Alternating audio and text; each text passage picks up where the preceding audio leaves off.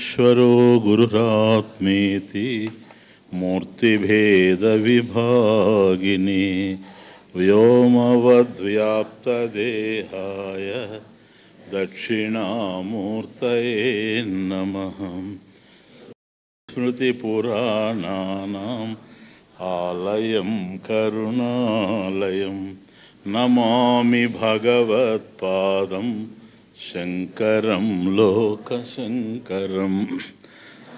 శ్రీశంకరానంద గురుపాదాంబుజన్మని సవిలాస మహామోహ గ్రాహగ్రాసైకకర్మణి. ఓం సహనావవతు సహనౌ భునక్తు సహ వీర్యం కరవావహై తేజస్వినావధీతమస్తు మా విద్విషావహై. శాంతి శాంతి శాంతి. వివేకేన పరిక్లిశ్యన్ అల్పభోగేన తృప్యతి అన్యథానంతభోగేపి నైవ తృప్యతి కర్హిచిత్. న జాతు కామః కామానాం ఉపభోగేన శామ్యతి. హవిషా కృష్ణవర్త్మేవ భూయ ఏవాభివర్ధతే.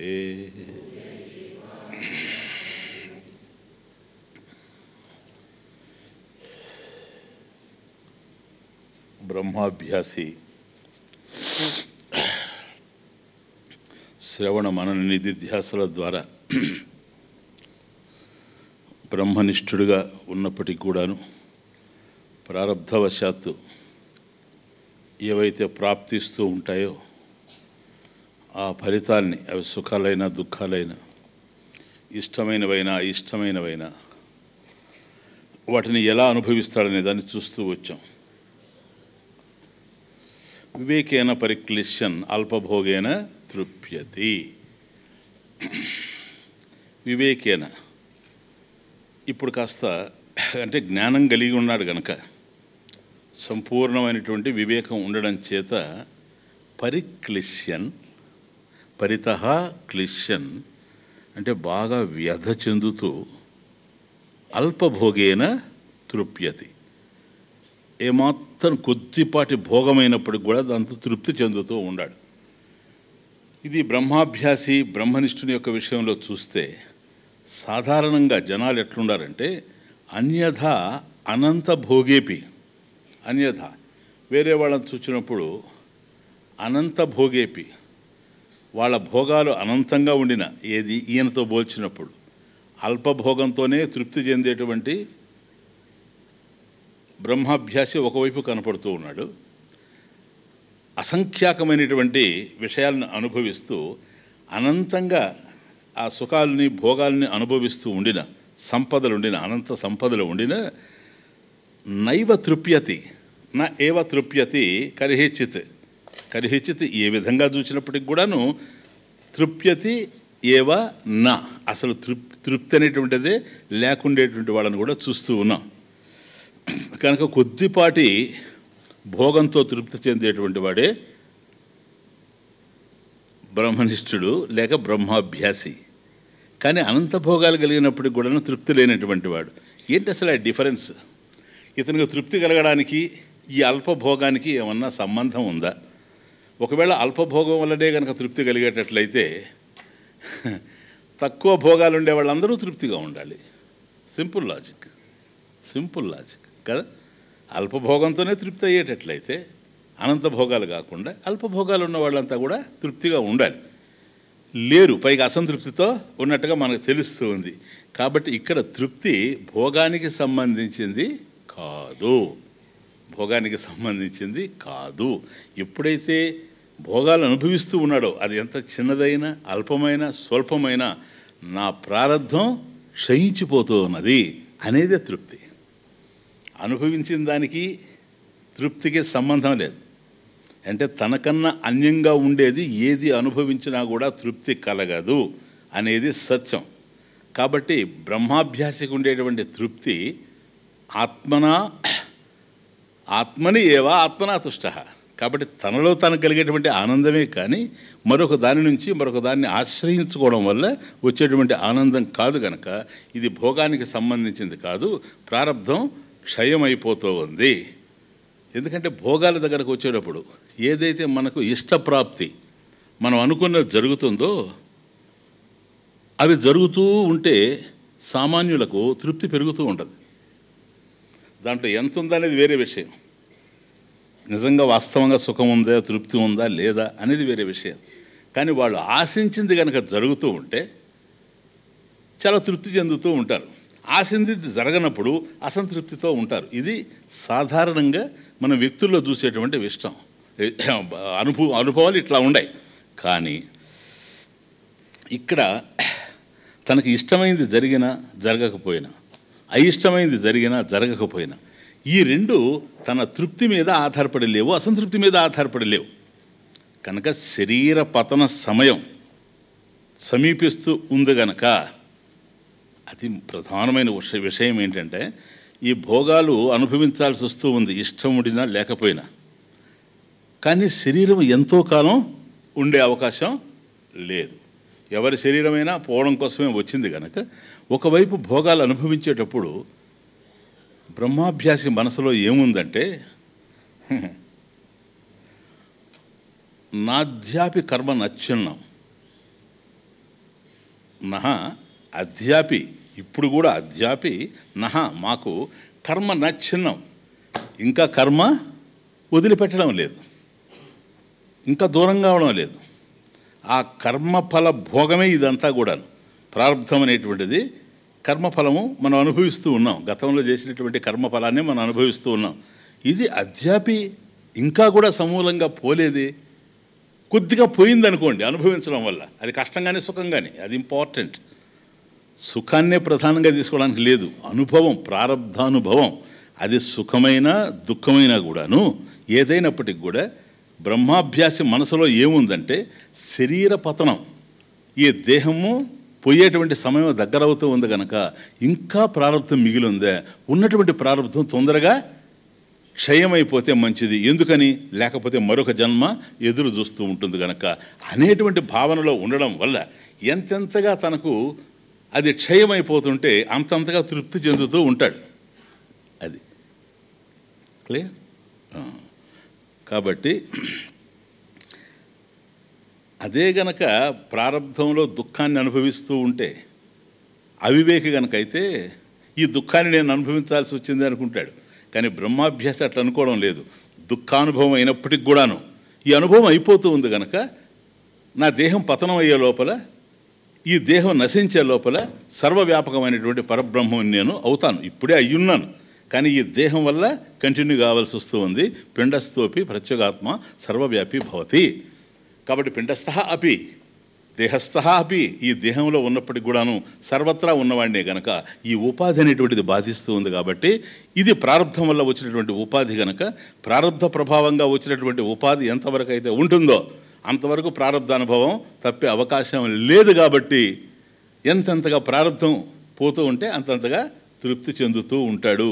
కాబట్టి ప్రధానంగా ఒకటి గుర్తుపెట్టుకోండి, ప్రారంధ క్షయం వల్ల ఏర్పడినటువంటి తృప్తే కానీ భోగానుభవం వల్ల మాత్రం కాదు. Very very important. అది మనకు బ్రహ్మనిష్ఠుడికి ఉండేటువంటి డిఫరెన్స్. నా జాతు కామః కామానాం ఉపభోగేన శామ్యతి, ఇది మనం చూసాం. కాబట్టి భారతంలో కానీ నారద పరివ్రాజకోపనిషత్తులో ఏవైతే చెప్పబడ్డాయో కామః కామానాం విషయానాం ఉపభోగేన, వాటిని అనుభవించడం వల్ల జాతు ఏ సందర్భంలో కూడాను న శామ్యతి, అది ఉపశమించడం అనేటువంటిది లేనే లేదు. కేవలం భోగాలు అనుభవిస్తూ ఉన్నంత మాత్రాన,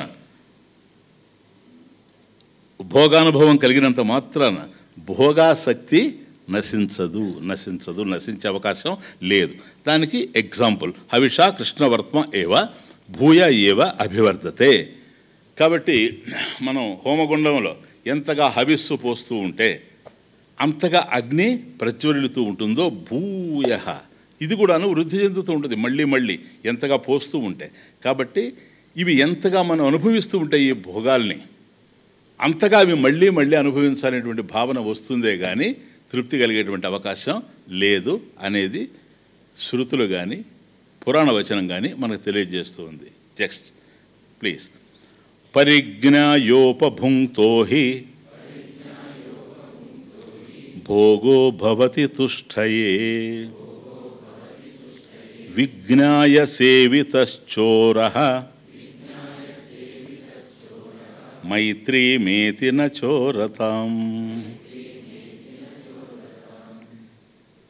సరే, సుఖానుభవం అయితే మనిషికి ఆనందాన్ని ఇవ్వచ్చు, కానీ దుఃఖానుభవంలో కూడాను ప్రారంభం క్షయమైపోతుందని ఆనందపడుతున్నాడు అని అంటే ఇది కొద్దిగా మనం లోతుగా అర్థం చేసుకోవాల్సిన అవసరం ఉంది.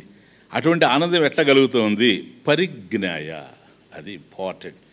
తెలియడం వల్ల, పరిజ్ఞాయ తెలియడం వల్ల ఏం తెలిసింది అతనికి? అనిత్యత్వాది దోషాన్ పరిజ్ఞాయ.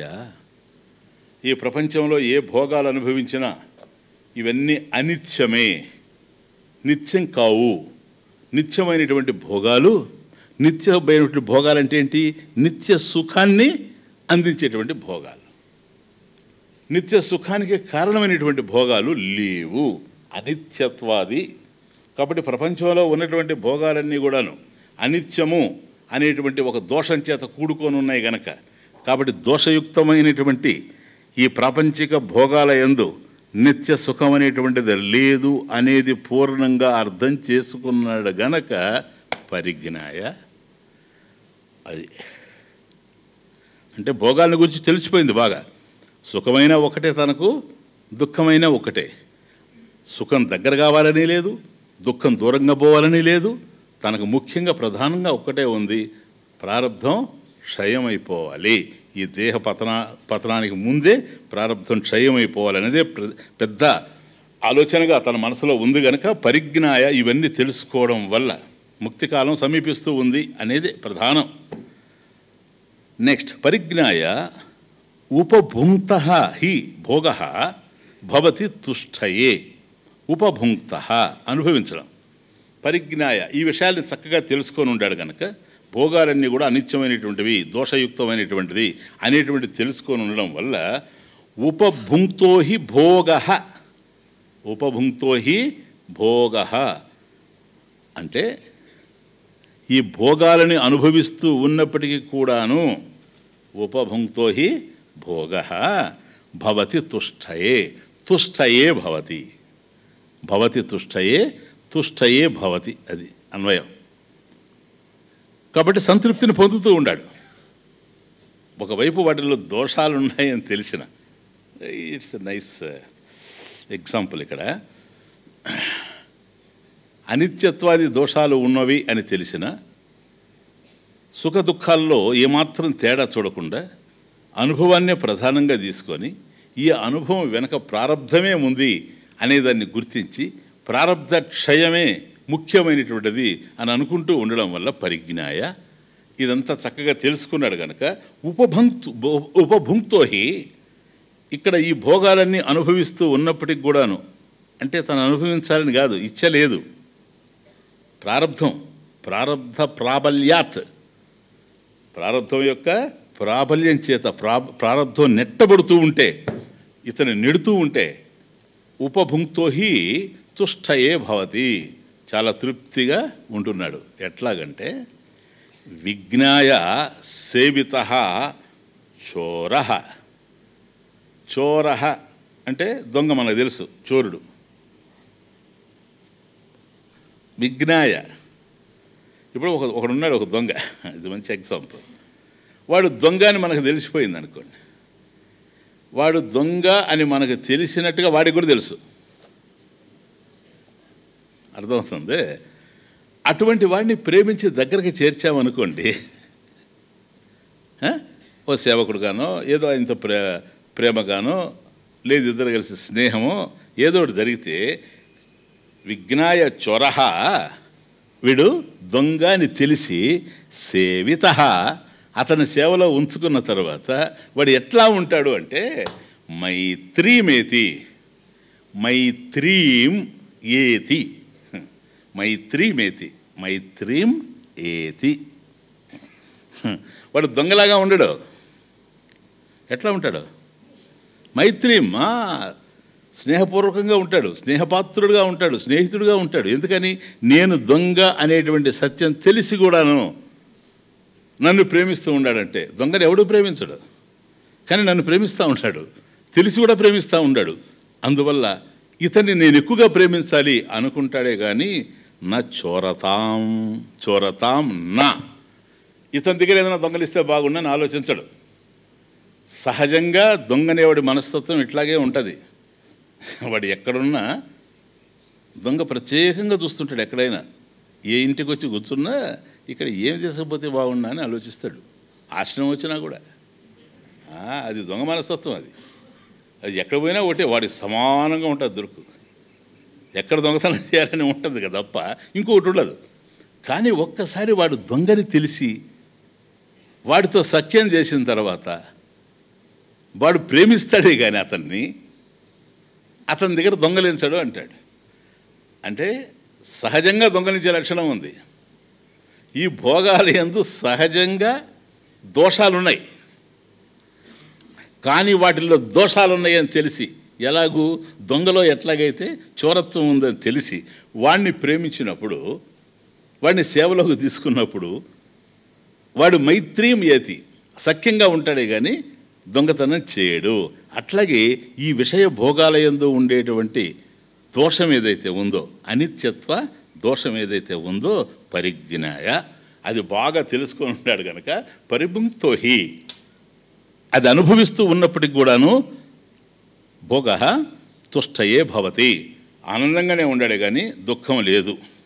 అంటే ఇక్కడ ఒక హేతు ఒకటి ఉంది. భోగస్య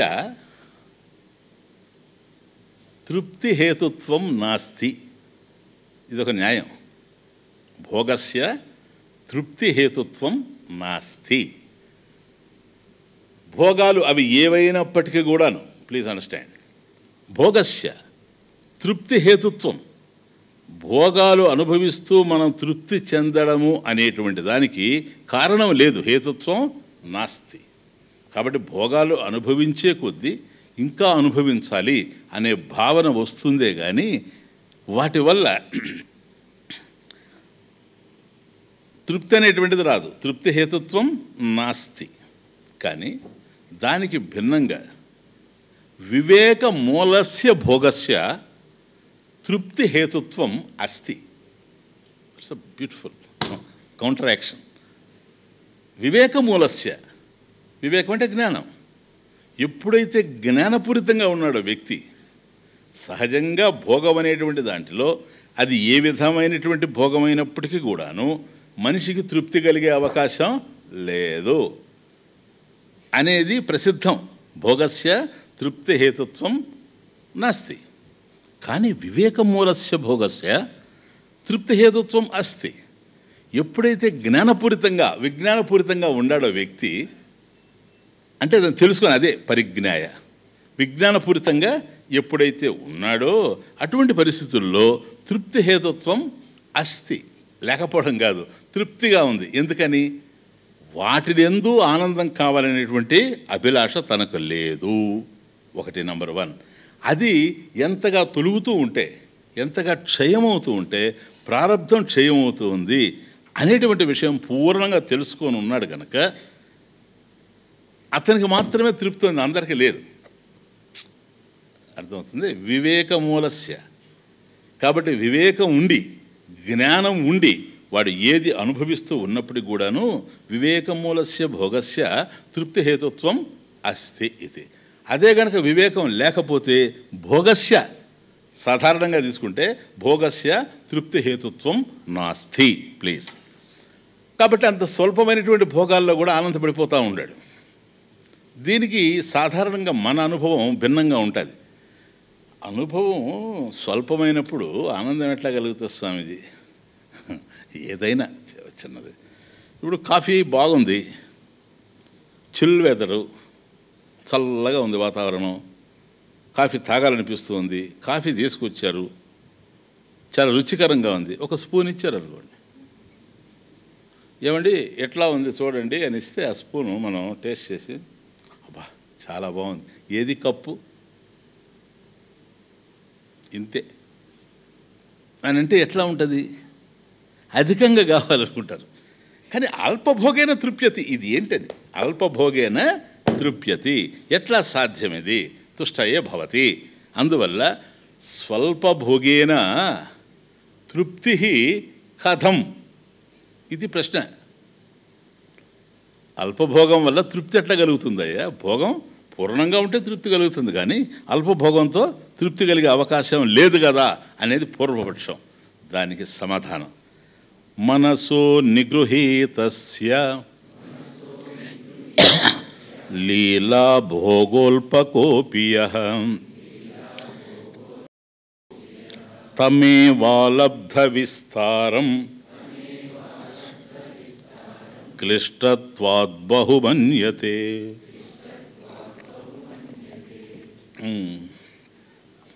నిగృహీతస్య మనసః, ఫస్ట్ లైన్, మనసః నిగృహీతస్య. నిగృహీతస్య మనసః అంటే మనసః నిగృహీతం.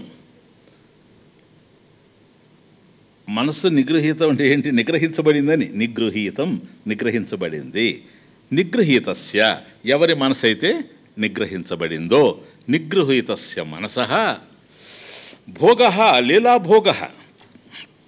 కాబట్టి అతను అనుభవించేటువంటి భోగాలు ఎట్లా ఉన్నాయంటే లీలాభోగః క్రీడామాత్రం ఏవ, అవి కేవలం లీలామాత్రంగా ఉన్నాయి ఆ భోగాలు. ఎందుకని? భోగాసక్తి లేదు, అది.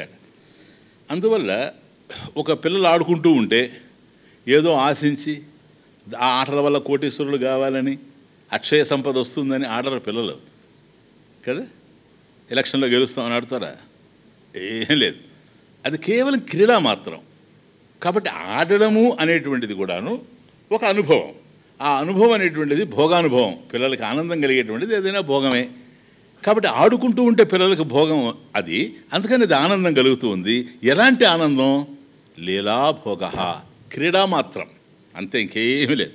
కాబట్టి నిగృహీతస్య మనసః లీలాభోగ అల్పకః అపి యహ, అది చాలా చిన్నదైనప్పటికి కూడాను, యహ ఏదైతే ఉందో, ఏ భోగాన్నైతే అనుభవిస్తూ ఉన్నాడో, అల్పకః అపి, అది చాలా స్వల్పమైనప్పటికి కూడాను, అల్పమైనప్పటికి కూడాను. ఎందుకని? తం ఏవ అలబ్ధ విస్తారం. థర్డ్ లైన్, తం ఏవ అలబ్ధ విస్తారం. ఇది తమాషా పదప్రయోగం. అలబ్ధ అంతా తెలుస్తుంది అంటే లభ్యంగా అంది. పదం చూడండి విచిత్రం, కాయిండ్ వర్డ్ ఇట్ ఈస్. అలబ్ధ అంటే లబ్ధం కానిది, లభించనిది. అలబ్ధ ఏమి లభించలేదయ్యా? విస్తారం. పో అంటే ఎంతో ఎక్కువగా ఉండేది విస్తారం, విస్తరించి ఉండేటువంటిది, అనంతమైనటువంటిది. అంత భోగం కానప్పటికీ కూడాను అది అలబ్ధ విస్తారం. అంత విస్తారంగా మనకు లభ్యం కానప్పటికీ కూడాను అంటే అప్రాప్త బాహుల్యం.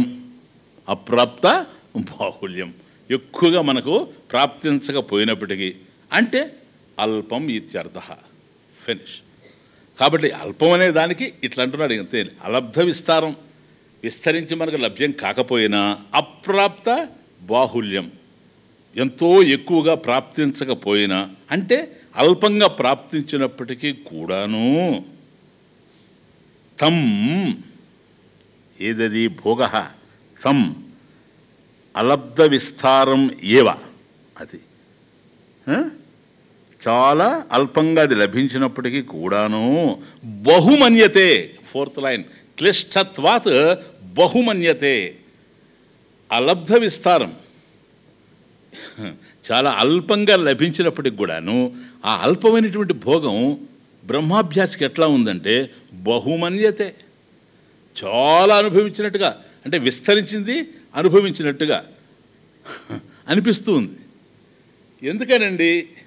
హేతువేంటి? క్లిష్టత్వాత్. భోగ బీయింగ్ క్లిష్టత్వాత్. సార్, క్లిష్టంగా ఉండడం చేత. క్లిష్టత్వాత్ అంటే దోషయుక్తత్వాత్. క్లిష్టత్వాత్ దోషయుక్తత్వాత్, దోషంతో కూడుకొని ఉన్నది గనక. నంబర్ 1 తృప్తి కలగడానికి కారణం ఇది తక్కువగానే ఉంది అన్నాడు అనుకోండి. అనుభవించేటువంటి భోగం అల్పంగా ఉంది, పర్వాలేదండి. అలబ్ధ విస్తారం పర్వాలేదు. అప్రాప్త బాహుళ్యం ఓకే. ఎందుకని? దాన్ని అనుభవించాలని నాకు లేదు. అందువల్ల అది తక్కువైనా బాహుళ్యమైనా అల్పమైనా ఒక్కటే. ఎందుకు? దాని మీద ఆసక్తి లేదు, భోగాసక్తి లేదు. ఎందుకు భోగాసక్తి లేదు? దోషయుక్తమై ఉంది గనక. Very good. అది పాయింట్. దోషయుక్తత్వాత్ హేతు నంబర్ 1 దోషయుక్తత్వాత్. నంబర్ 2 ఇంకొక ఆనందం ఏంటంటే దోషం ఉంది గనక దాని ఎందుకు భోగాసక్తి లేదు, హ్యాపీగా ఉన్నాను. అదేదో నన్ను సుఖపెట్టాలని నేను అనుకోవడం లేదు. రెండవది ఏంటో తెలుసా? ప్రారబ్ధక్షయత్వాత్. ప్రారబ్ధం నశించిపోతూ ఉంది గనక.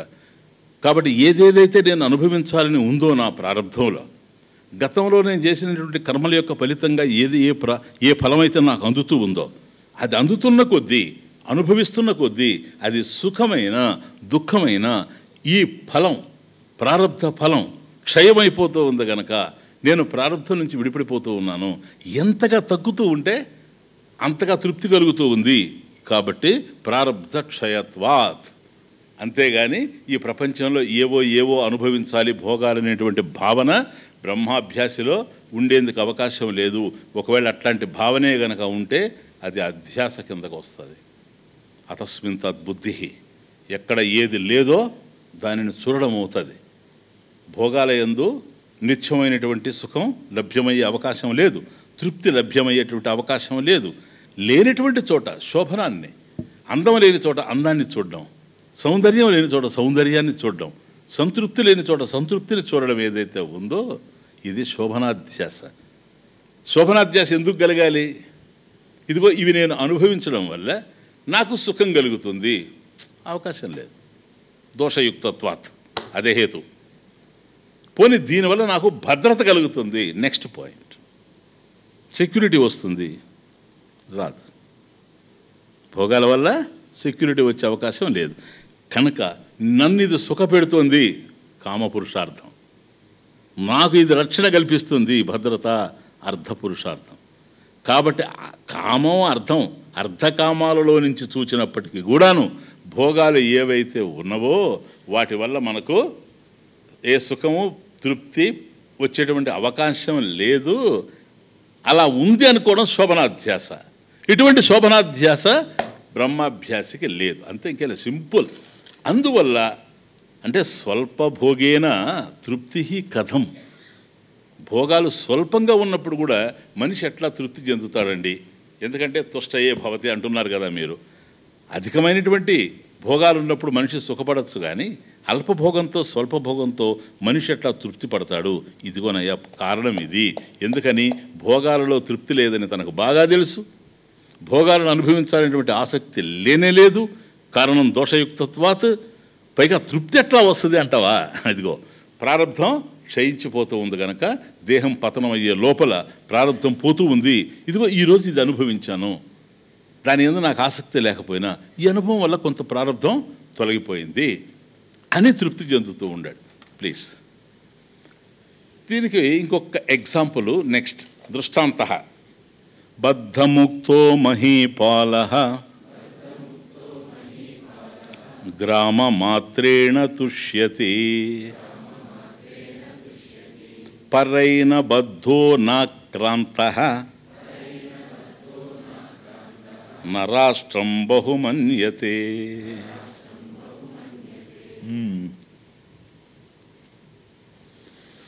బద్ధముక్త. అన్ని తమాషకుండా ఈ పదాలు విద్యారణ్య స్వామి ప్రయోగం అంతా. బద్ధ అంటే బద్ధుడు, బద్ధుడు అంటే బంధంలో ఉండేవాడు బంధి. ముక్త అంటే విడిపడ్డవాడు. ఇప్పుడు మనకు చూపిస్తాడు ఒకడిని, బద్ధముక్త అంటే బద్ధుడై విడిపడినవాడు. బద్ధ అంటే బద్ధుడు, బంధంలో ఉండేవాడు. ముక్త దాని నుంచి విడిపడేటువంటి వాడు. అంటే ఎవడో ఒకడు ఉన్నాడు. వాడు ఎలాంటి వాడంటే బంధింపబడ్డాడు, మొదట ఎక్కడో కారాగృహంలో ఉన్నాడు, అక్కడి నుంచి విడిపింపబడ్డాడు, అంతే, రిలీజ్ అయ్యాడు.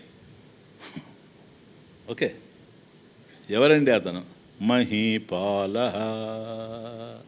మహీపాల.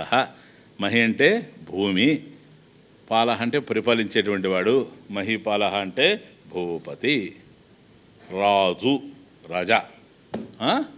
రాజా ఇదేంటండి, అందరినీ బంధంలో ఉంచేవాడు కదా రాజు, శిక్షించి వాళ్ళను బద్దుల్ని చేస్తాడు, వాళ్ళు కారాగృహంలో ఉంటారు. రాజు కదా శిక్ష విధించేది. మరి ఈయన ఎందుకు? కారణాలు ఎన్నో కావచ్చు. రాజా బద్ధుడు కావడానికి చాలా కారణాలు ఉండొచ్చు. ఉండవా? మహీపాల, రాజా, 2G స్పెక్ట్రమ్.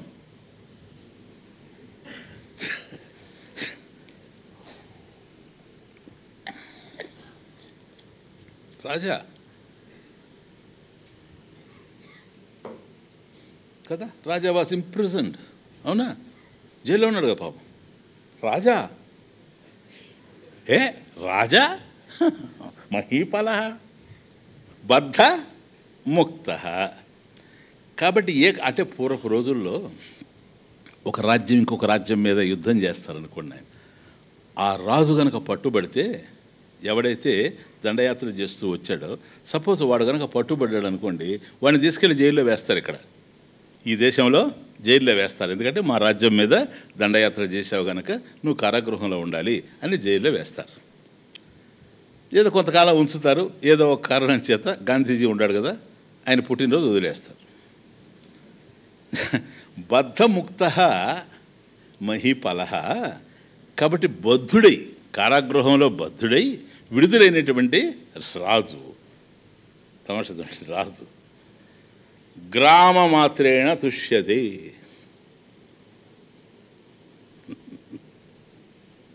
ఇప్పుడు మంచి కాంటెక్స్ట్లో వచ్చింది ఈ శ్లోకం కదా. సందర్భం ఎటువంటి సందర్భం చూడు.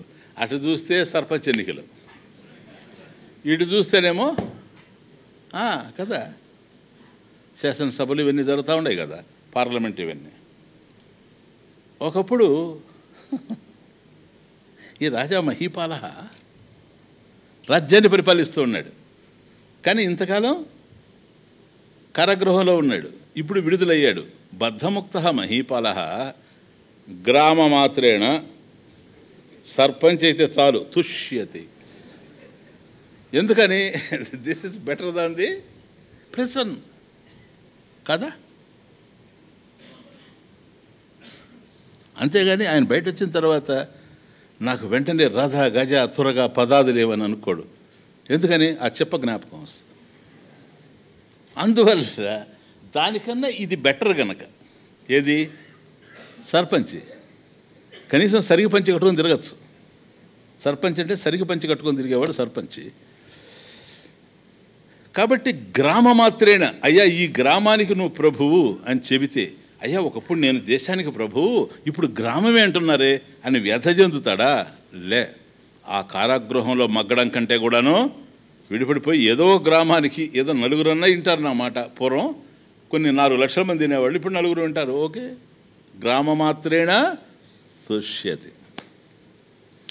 పరైహి న బద్ధో న బద్ధ ఇది. పరైహి న బద్ధ. పరైహి పరుల చేత, నా బద్ధ బద్ధుడు కానిటువంటి వాడు. ఇప్పుడు రివర్స్ మళ్ళీ. ఇప్పుడు బద్ధుడైనటువంటి వాడు ఎవడో, వాడు విడుదలైన తర్వాత వాడికి ఒక గ్రామం ఇచ్చేస్తే ఆ గ్రామంతో తృప్తి చెందుతాడు. కారణం కారాగృహ జీవనం కన్నా కూడాను ఇది బాగుంది అని తృప్తి చెందుతాడు. పరైహి పరహి నబద్ధ, అది పరైహి నబద్ధ. కాబట్టి ఇతరుల చేత బద్ధుడు కాకుండా నాక్రాంత, నా అక్రాంత. నా అక్రాంత అంటే ఈయన రాజ్యాన్ని ఇంకొక ఆయన వచ్చి కబ్జా చేయడం, ఆక్రమణ, ఆక్రాంత, అది కూడా జరగలేదు కదా. ఈయన రాజ్యం మీద మరొకడు దండయాత్ర చేయలేదు, ఇతని రాజ్యాన్ని ఇంకొకడు అపహరించలేదు. నా అక్రాంత నా బద్ధ, ఎవడు ఈయన్ని బంధించలేదు. కాబట్టి ఇతన్ని ఎవరు బంధించకపోయినా, ఇతని రాజ్యాన్ని ఎవడు ఆక్రమించకపోయినా, రాష్ట్రం బహుమన్యతే నా, ఇటువంటి వాడికి రాజ్యం అంతా ఇచ్చిన వాడికేమో కేవలం గ్రామం. ఏది బద్ధుడై ఎవడైతే విడుదలయ్యాడో వాడికి గ్రామం ఇస్తే వాడు తుష్యతి, ఆనందంగా తృప్తిగా ఉండాడు, తృప్యతి. కానీ అట్లా బద్ధుడు కాకుండా ఉండి ఇతని రాజ్యాన్ని కూడా ఎవరు అపహరించకపోయినప్పటికి కూడాను, అనంతమైన భోగాలు ఇచ్చినా కూడాను తృప్తి లేకుండా ఉంటాడు. అనంత భోగాలు. అనంత భోగాలు అంటే ఏంటి? అనంత పద్మనాభస్వామి.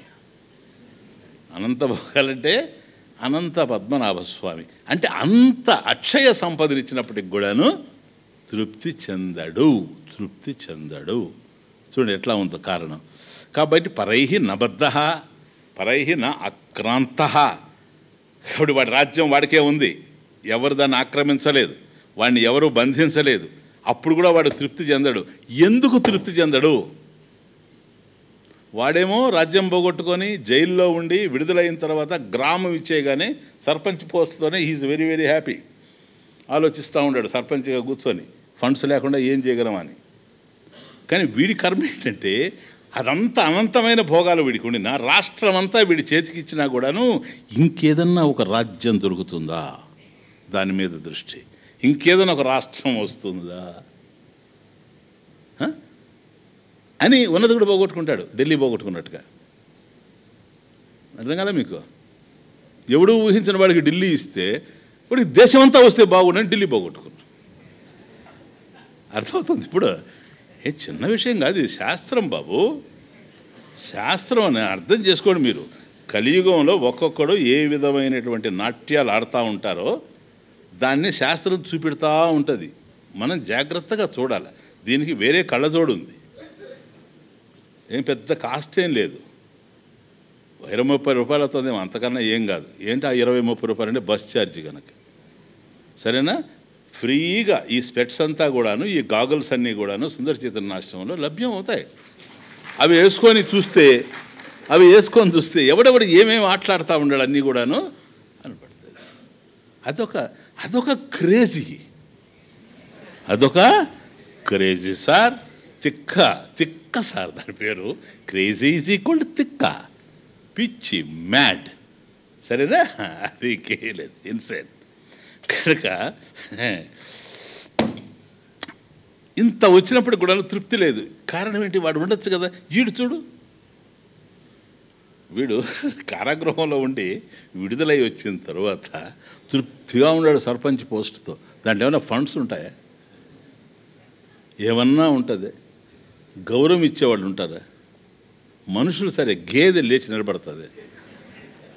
ఆ పోస్టుతోనే తృప్తి. ఎందుకని? కనీసం నేను లేచి నిలబడాల్సిన అవసరం లేదు. జైల్లో అట్లా కాదు కదా, ఎవడొచ్చినా సరే. ఇది లేదు. ఇప్పుడు హాయిగా ఉన్నాడు. ఇప్పుడు అంతా తిరగగలడు, ఎక్కడికైనా తిరగగలడు అవసరం లేకపోయినా, కుక్కలాగా.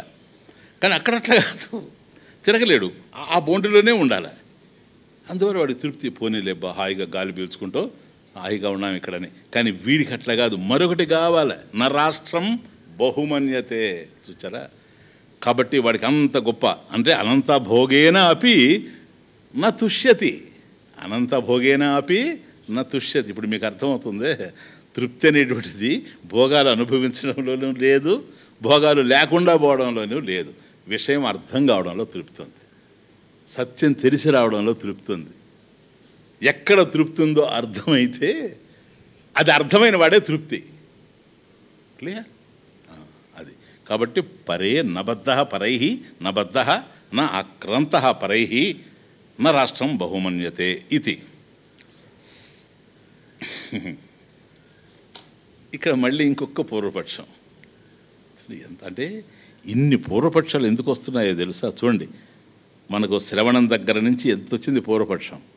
మననం దగ్గర సందేహ నివారణ కోసం ఎంత వచ్చింది, అదే నిధిధ్యాసన దగ్గర విపరీత భావన నివృత్త్యర్థం ఎంత పూర్వపక్షం నడిచింది. అయినప్పటికీ కూడాను గతంలో చేసినటువంటి కర్మలు ఏవైతే ఉన్నాయో నిగూఢంగా పెనబేసుకుపోయినటువంటివి, వాటి వల్ల ఏ విధమైనటువంటి ప్రతిబంధకాలు కలుగుతూ ఉన్నాయో వాటిని కూడా తెలియజేస్తూ ప్రారంభ విషయం కూడాను ప్రస్తావించడం జరిగింది. అంటే ఇన్నున్నాయి. కాబట్టి ఈ దశలో ఏంటంటే, అయ్యా ఈ భోగాన్ని అనుభవించడంలో స్వల్పమైనా కూడా తృప్తి చెందుతూ ఉన్నాడు. ఎందుకంటే భోగం కాదు ప్రధానం, భోగప్రాప్తి కాదు ప్రధానం, ప్రారబ్ధ క్షయమే ప్రధానమై ఉండడం వల్ల భోగాలయందు అనిత్యత్వ దోషాలు దర్శించడం చేత బాగుంది. కానీ ప్రారబ్ధ కర్మవశాత్,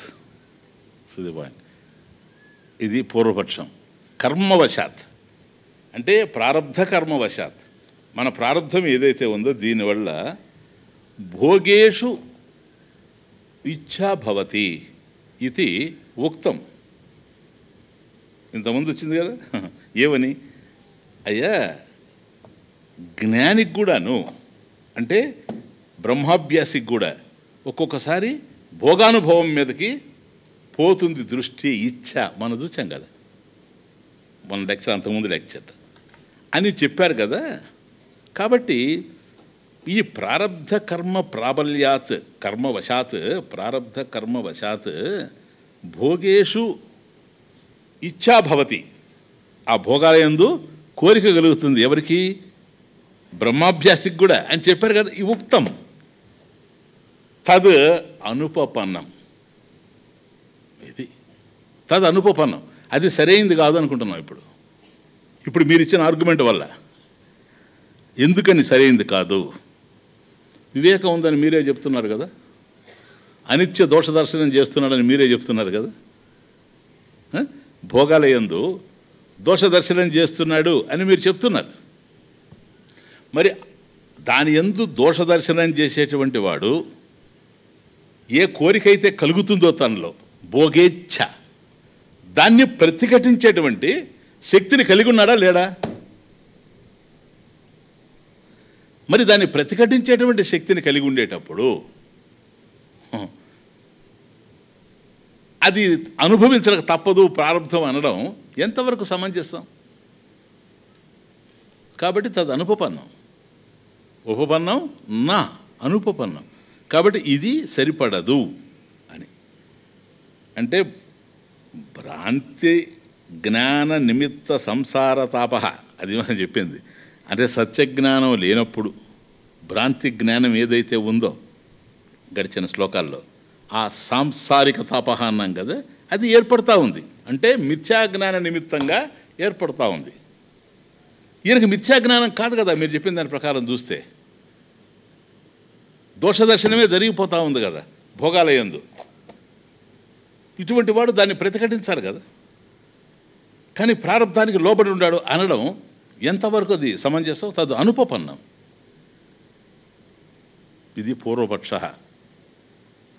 వివేకే జాగ్రతి సతి దోషదర్శన లక్షణే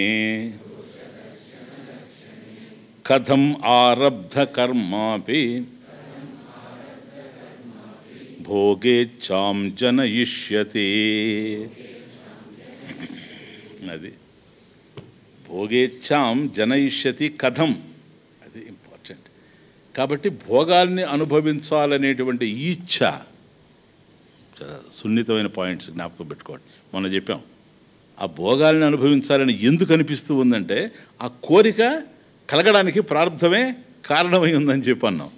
ఇప్పుడు ఇతను అనేది ఏంటంటే కథం ఆరబ్ధ కర్మాపి, ఆరబ్ధం అంటే ప్రారంధం, కథం ఆరబ్ధ కర్మాపి, ఆరబ్ధ కర్మ అపి అంటే ప్రారబ్ధ కర్మ అపి, ప్రారబ్ధ కర్మ అయినప్పటికీ కూడా భోగేచ్ఛాం, భోగాల్ని అనుభవించాలనేటువంటి ఇచ్ఛ, కోరిక ఏదైతే ఉందో కథం జనయిష్యతి, ఎట్లా కలుగుతుంది, అది ఎలా పుడుతుంది? ఎవరికి? బ్రహ్మాభ్యాసికి. సాధారణ విషయం కాదు. కాబట్టి ఎవడైతే బ్రహ్మనిష్ఠుడై ఉన్నాడో బ్రహ్మాభ్యాసిగా ఉన్నాడో, నిధిధ్యాసన స్థాయిని దాటి ఉండాడో అటువంటి వ్యక్తికి ఆరబ్ధ కర్మాపి కావచ్చు, ప్రారబ్ధ కర్మే కావచ్చు, అయినప్పటికీ కూడాను భోగేచ్ఛాం, భోగ ఇచ్ఛాం, భోగముల్ని అనుభవించాలనేటువంటి ఇచ్ఛ, కోరిక, డిజైర్ ఏదైతే ఉందో కథం జనయిష్యతి, అది ఏ విధంగా కదులుతుంది? ఎందుకు కదలదు? వివేకే జాగ్రత్త సతి దోషదర్శన లక్షణే, అది హేతు అతను చెప్పేది. ఇప్పుడు వాళ్ళు కూడా ఊరికే మాట్లాడడం లేదు, పూర్వపక్షం వాళ్ళ రీజన్ వాళ్ళు ఇస్తున్నారు. ఏంటది రీజను? దోషదర్శన లక్షణే.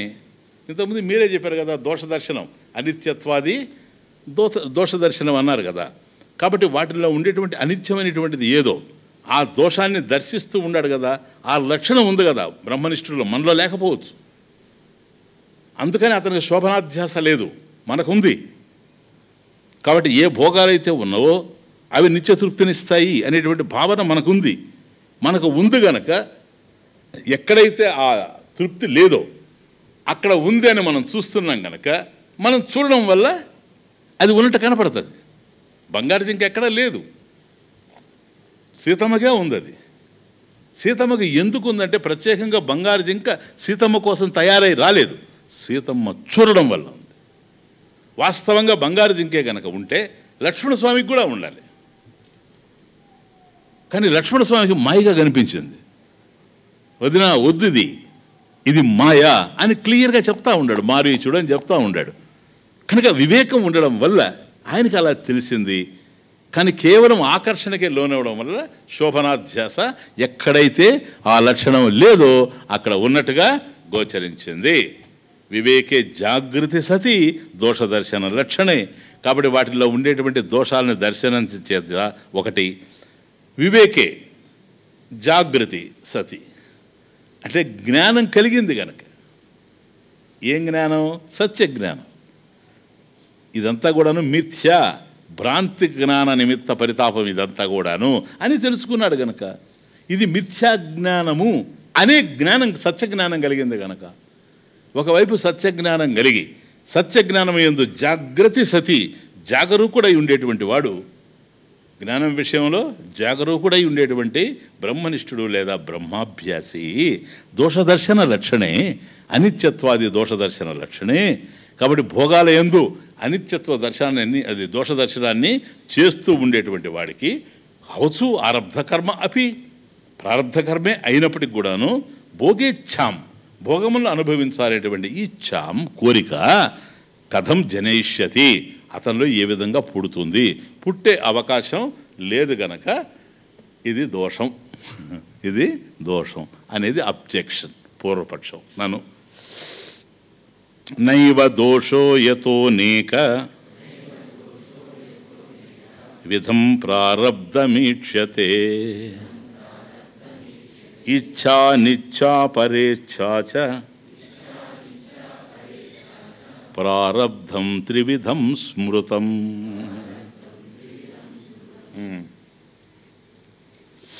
నైవ దోషః న ఏవ దోషః నైవ దోషః. అయ్యా నువ్వు దీంట్లో దోషం ఉంది అంటున్నావు, అతనిలో ఎట్లా పుట్టుకొచ్చింది ఇది? ప్రారంభమైనప్పటికి కూడాను భోగేచ్ఛాం కథం జనేష్యత అంటున్నావు, ఇది దోషం అనుకుంటున్నావు నువ్వు. నో, నైవ దోషః, దోషః న ఏవ. యతః ఎలాగంటే అది అట్లా అర్థం చేసుకో. నైవ దోషః యతః ఎలాగంటే అనేక విధం ప్రారబ్ధం ఈక్ష్యతే. ప్రారబ్ధం ఏదైతే ఉందో, ఎందుకని నువ్వు అన్నావు కదా ఆరబ్ధ కర్మాపి ప్రారబ్ధ కర్మాపి అన్నావు, ప్రారబ్ధమైనప్పటికి కూడా అన్నావు కదా, దాన్ని కొద్దిగా డిఫైన్ చేయాల్సిన అవసరం కనపడతా ఉంది ఇప్పుడు. ఎందుకని? ప్రారబ్ధం ఏదైతే ప్రారబ్ధ కర్మ ఉందో యతః ఎలాగంటే అనేక విధం ప్రారబ్ధం ఈక్ష్యతే.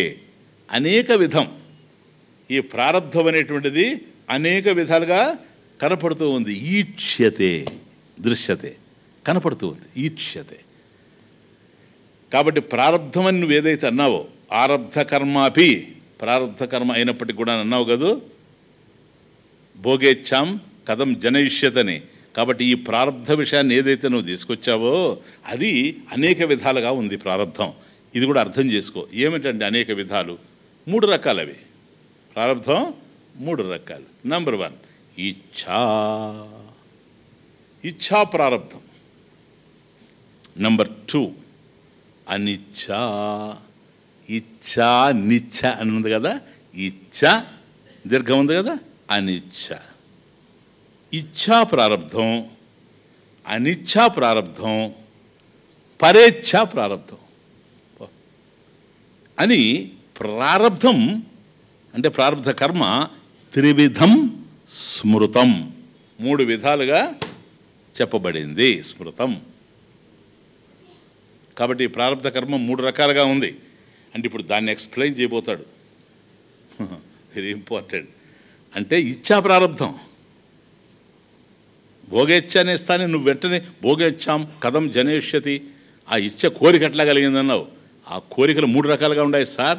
వాడి ఇచ్చ కావచ్చు, ఇచ్చ లేకుండా కావచ్చు. మళ్ళీ ప్రారంధం అట్లుంటుంది. అనేశ్చ, చూడు తమాష, అనిశ్చ, ఇశ్చ, అనిశ్చ. ఇచ్చ ఆ భోగాసక్తి, అనిశ్చ భోగాల యందు అనాసక్తి, అది కూడా ప్రారంధం. ప్రారంధం కేవలం భోగం మీద ఆసక్తి ఉండే కాదు, భోగం మీద ఆసక్తి లేకపోయినా కూడాను అనుభవించడం అనేటువంటిది జరుగుతుంది. 3వది ఏంటంటే పరేచ్ఛ, వీడి కోరికే కాదు ఇతరులది.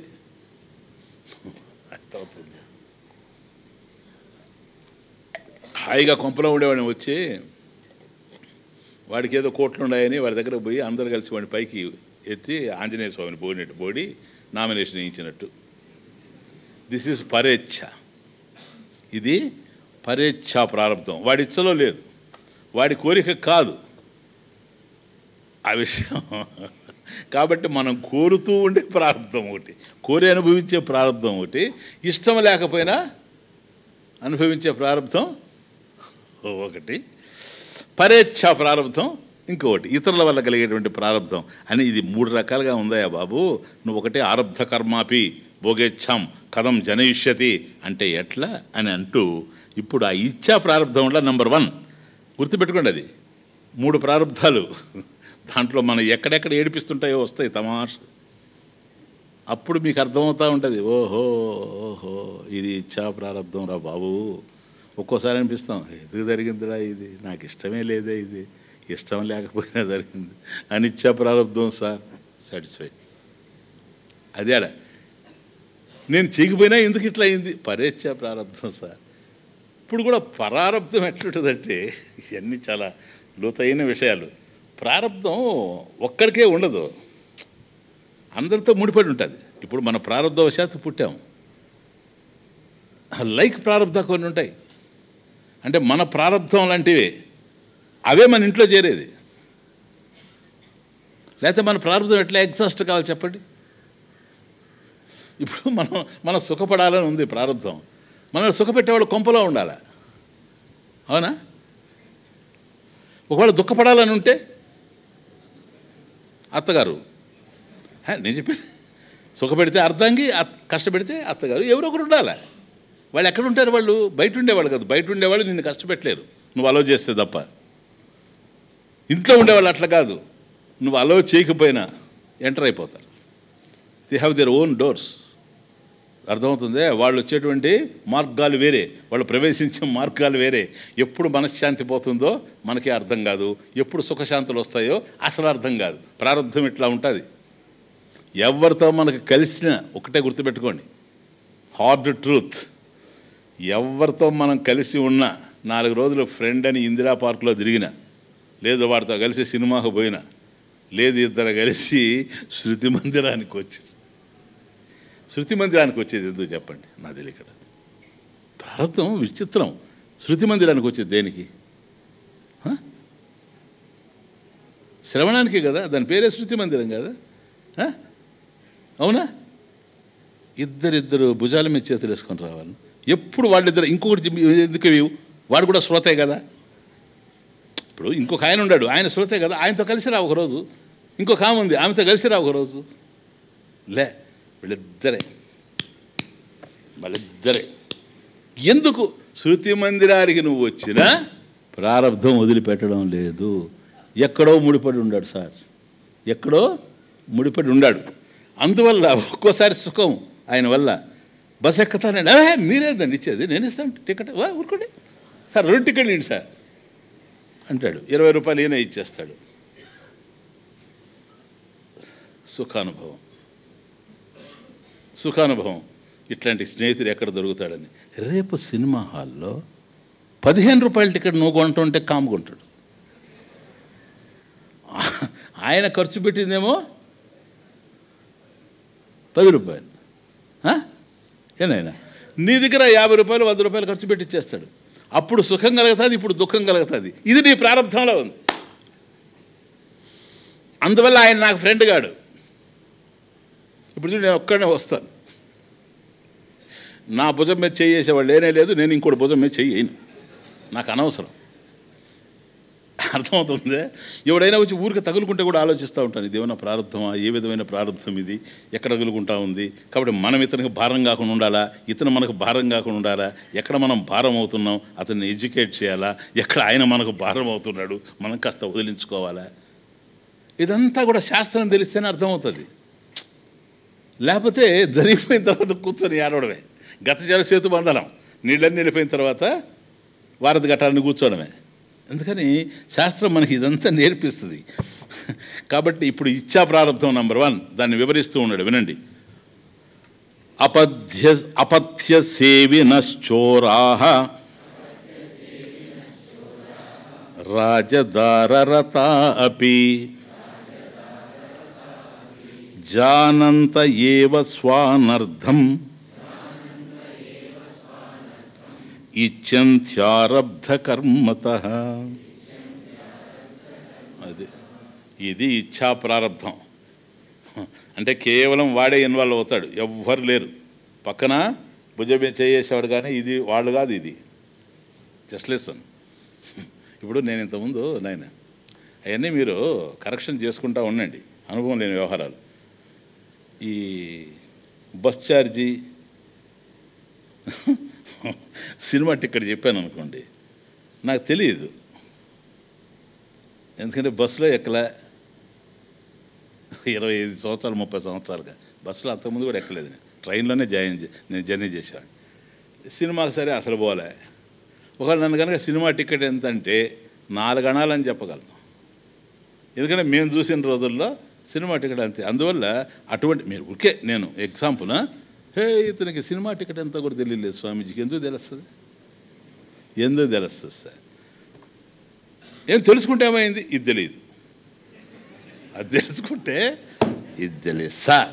కాబట్టి ఇచ్చా ప్రారంభం అది ఎట్లాంటిదో వివరిస్తూ ఉన్నాడు. ఇప్పుడు చూడండి, అపథ్య సేవినః నంబర్ 1 ముగ్గురినిచ్చాడు మనకు. ఈయన అరణ్యం, విద్యకి ఈయన అనారణ్యం. అపథ్య సేవినః ఒకడు, అపథ్యాన్ని సేవించేటువంటి వాళ్ళు సార్. అపథ్య సేవినః అపథ్యాన్ని సేవించేవాళ్ళు ప్లూరల్. చోరాః దొంగలు, రాజదారరతాః అపి రాజభవనంలో ఉండేటువంటి స్త్రీలను కాంక్షించేవాళ్ళు. అది కూడా భోగార్థమే కనుక. రాజదారరతాః అపి, కాబట్టి రాజ్యంలో రాజుగారి యొక్క అంతఃపురంలో ఉండేటువంటి వాళ్ళని, స్త్రీలను కాంక్షించేటువంటి వాళ్ళు ఈ ముగ్గురు. అపథ్యం తీసుకునేటువంటి వాళ్ళు చోరులు, అంటే ఒక విధంగా చెప్పాలంటే రోగులు మొదటోళ్ళు. అపథ్య సేవినః రోగులే కదా. చోరాః దొంగలు, రాజదారరతాః కాముకులు. వీళ్ళ ముగ్గురు కనపడుతున్నారు. జానంతః ఏవ, వీళ్ళకు బాగా తెలిసి ఇది ఇచ్చా ప్రారంభం. జానంతః ఏవ, జానంత ఏవ, జానంతః ఏవ, చక్కగా తెలిసి, నోయింగ్ ఫుల్ వెల్, జానంతః ఏవ, చక్కగా తెలిసి స్వానర్థం, స్వ అనర్థం, స్వానర్థం అంటే వాళ్ళకి స్వస్య వాళ్ళకి జరగబోయేటువంటి అనర్థం ఏమిటో, దీనివల్ల ఏం జరుగుతుందో జానంతః చక్కగా తెలిసి ప్రారబ్ధ కర్మతః, ఏ ప్రారబ్ధ కర్మ ప్రభావం చేత ఇచ్చంతి, ఇచ్చంతి దాన్ని కాంక్షిస్తారు, ఇచ్చంతి కోరుకుంటారు, అభిలషిస్తారు. ఓకే, కాబట్టి ఇచ్చ అంటే కోరడమే కదా, ఇచ్చా ప్రారంధం. ఇదిగో ఈ విధంగా ఇచ్చా ప్రారంధం కోరుకుంటారు. ఇప్పుడు మొదటి వాళ్ళు ఎవరు? అపత్య సేవిన అంటే రోగులు. పథ్యం ఏంటి అంటే మందు ప్రధానం, రోగానికి ఔషధం. కాబట్టి రోగి రోగాన్ని భరించలేడు గనక రోగ విముక్తి కోసం వైద్యుడిని సంప్రదిస్తే వైద్యుడు మందు ఇవ్వడమే కాకుండా పథ్యం కూడా చెప్తాడు. అంటే ఇది రచించేటువంటి రోజుల్లో అలోపతి ఇంకా ప్రవేశించలేదని, న్యాచురోపతి ఇంకా రాలేదని, కేవలం ఆయుర్వేదమే ఉండాలి దాంట్లో ఈ పథ్యాల వ్యవహారం అంతా కదా. అలోపతి అయితే క్లియర్గా చెప్తారు, సార్ ఏం తినకూడదు, సార్ ఏం తినచ్చు అంటే ఏం చెప్తారు? అన్నీ తినవా? మరి ఎట్ట సార్? ఉంటే ఉండిపోతే పో, ఎవరిని గురించి అడుగుతావు? వచ్చావు చెప్పాను అంతే, ఏమైనా తిను. మనకేమనిపిస్తుంది అంటే అలోపతి ఎందుకో తెలుసా? రెస్ట్రిక్షనే లేదు, నువ్వేమైనా తిను. ఈ ఆయుర్వేదం వాళ్ళ దగ్గర పోవాలంటే భయం. ఎందుకని? మందు ఎట్లన్నా ఉండేను, అది చేదు మందు ఇస్తాడు. అది ఇప్పుడు హోమియోపతి అయితే బ్రహ్మాండం, అక్కడ మధుర పదార్థం తప్ప వాళ్ళ మందుల్లో కృష్ణుడే ఉంటాడు అంతే, ఇంకేమీ లేదు. ఏది తిన్నా తీయగా ఉంటుంది. కాబట్టి హోమియోపతిని అందరూ ఇష్టపడతారు, ఆయుర్వేదాన్ని ఇష్టపడరు. ఆయుర్వేదంలో చేదు మందులన్నీ ఉంటాయి. అందువల్ల ఏం చెప్తాడంటే, అయ్యా నువ్వు ఇదిగో ఈ మందు తీసుకుంటున్నావు, ఈ మందు వల్ల నీకు రోగం నయం కావాలి, రోగం నయం కావాలి కనుక వంకాయ వాడద్దు అంటాడు. ఆయన ఇంటికి వచ్చేటప్పటికీ కుర్రాడు కూర్చొని చదువుతుంటాడు, వంకాయ వంటి కూరయు పంకజముఖి సీత వంటి భామామణి, అక్కడికి అయిపోతాడు. అసలు నిజంగా వంకాయ తినని బ్రతుకెందుకు అనిపిస్తుంది. సరేనే, ఇప్పుడు తెలుసు, ఆయన చెప్పాడు, డాక్టర్ చెప్పాడు, వైద్యుడు చెప్పాడు, నాయనా ఇది అపథ్యం, నువ్వు పథ్యం ఉండాలి. అనుపానం నాయన ఇది, దాంట్లో ఆయుర్వేదంలో అనుపానం పేరు. కనుక ఈ పథ్యాన్ని నువ్వు అవలంబించాలి, అప్పుడే పని చేస్తుంది. అపథ్యం కనుక చేసావంటే పని చేయదని. జానంతః ఏవా, ఈ విషయం తెలిసి కూడాను శుభ్రంగా తింటాడు, కాదంటావా? అవునా? ఇప్పుడు ఆలోచించుకోండి మీరు.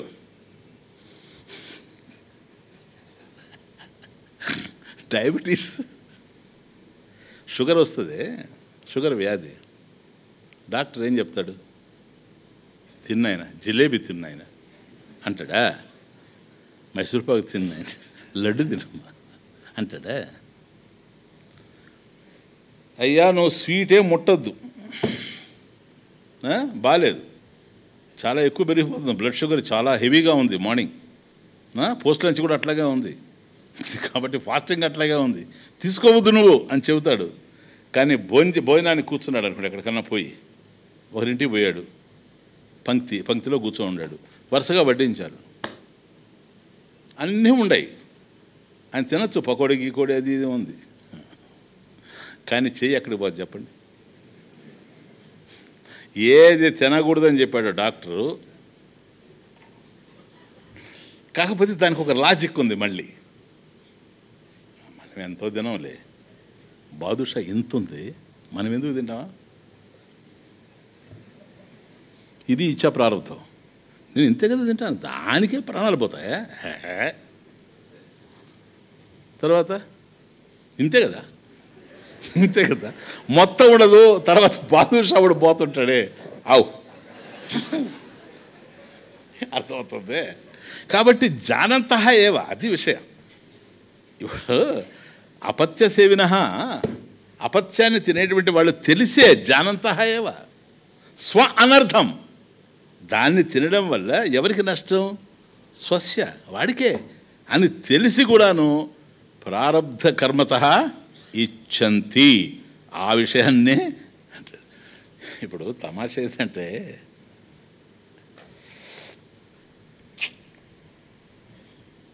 సాధారణంగా డాక్టర్లు కనుక ఈ అపథ్యం పథ్యం అనే దాంట్లో ఒక విచిత్రం ఏంటంటే,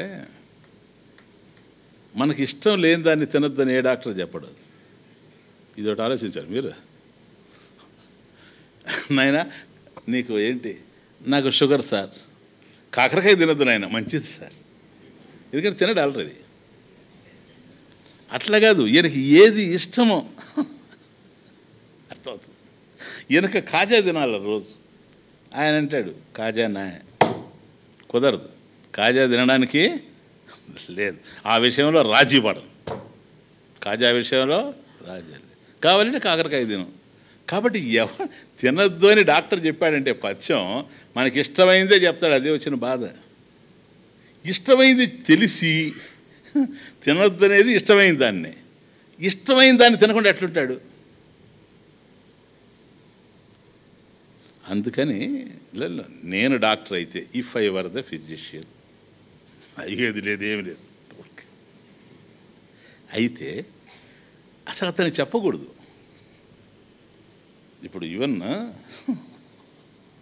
కొప్పుడు బాగా నాయన ఎందుకనంటే రోగికి చెప్పకూడదు, నువ్వు ఈ స్వీట్ తినబాకు, అది తినబాకు, ఇది తినబాకు, గీ వేసుకోబాకు అని చెప్పి. ఆయన భార్యతో చెప్పారు, నువ్వు అది చేయబాకు, చేస్తే కదా తింటాడు. అర్థమవుతుంది. ఒక ఆయుర్వేద డాక్టర్ పూర్వం చెప్తుండేవాడు, నేను చిన్న అనెక్డోట్. ఒక ఆయుర్వేద డాక్టర్ మందిచ్చి, మీ పోనైనా ఒక వారం రోజులు తగ్గిపోద్ది సార్, పథ్యం ఏమిటి సార్ అన్నాడు. ఇది ఒక విచిత్రమైన మందు నాయన, ఔషధం ఇది, దీనికి పథ్యమే ఉండదు, కాకపోతే ఒకటి ఉందని. ఏంటి సార్ అని? ఉదయం 2 పిల్స్ వేసుకోవాలి, మధ్యాహ్నం 2 వేసుకోవాలి, సాయంత్రం 2 వేసుకోవాలి భోజనం అయిన తర్వాత. కానీ అవి తీసుకునేటప్పుడు మాత్రం టొమాటో కానీ పొటాటో కానీ నువ్వు మనసులోకి తెచ్చుకోవు. తీసుకునే టైంలో ఔషధం తీసుకుంటావే అప్పుడు నీకు టొమాటో జ్ఞాపకం రాకూడదు, బంగాళాదుంప జ్ఞాపకం రాకూడదు, పొటాటో జ్ఞాపకం. అంటే ఏంటి సార్ అది? అంటే చేస్తే అబ్బే తిన్నా పర్వాలేదు, కానీ జ్ఞాపకం మాత్రం రాకూడదు. చూడండి తమాషా అన్నాడు.